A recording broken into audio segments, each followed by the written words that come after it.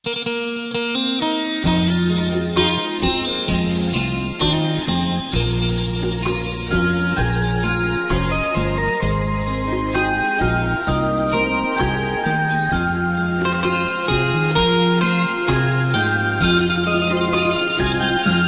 นกรรมกรอยากอ่อนหักสาวมอสอยากใจแท้น้องเขาก็เพียงชีวิตกรรมกรฐานะต้อยต่ำตัวดำแถมซ้ำมุนมองอยากถามว่าน้องเนื้อทองจะมองหรือได้เสื้อขาวพื้นงามสามไว้ใส่ป้ายมอสอสร้างงามแท้น้องนวลละครเรียนอยู่คณะใดเขียนเศรษฐศาสตร์การปกครองหรือว่าท่านใดฐานะเทียบกันบ่ได้ฝันไปได้แต่เลือนลางโอ้สาวมาวิทยาลัยแห่งศาสตร์หวังและความสามารถบ่อาจจะเทียมน้องได้น้องอยู่สถาบันต่างกันคนละเส้นทางชีวิตของคนห่าง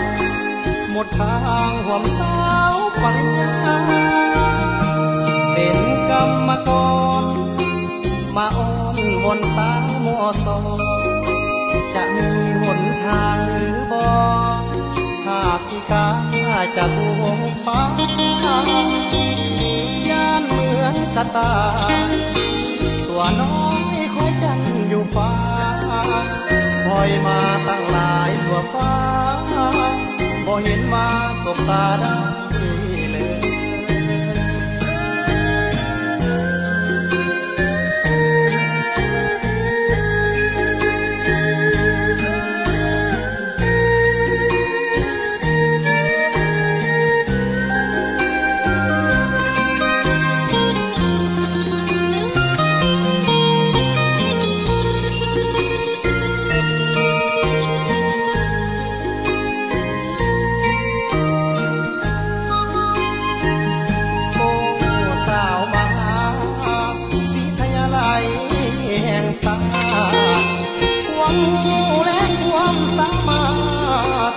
บ่อาจจะเทียมน้องได้น้องอยู่สถาบันต่างกันคนละเส้นทาง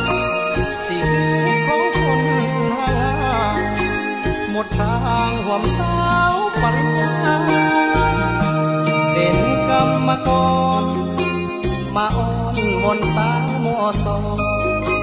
จะมีหนทางหรือบ่หากอีกาจะดวงฟ้าย่านเหมือนกระต่ายตัวน้อยคอยจันอยู่ฟ้าคอยมาตั้งหลายสัวฟ้าบ่เห็นมาสบตาได้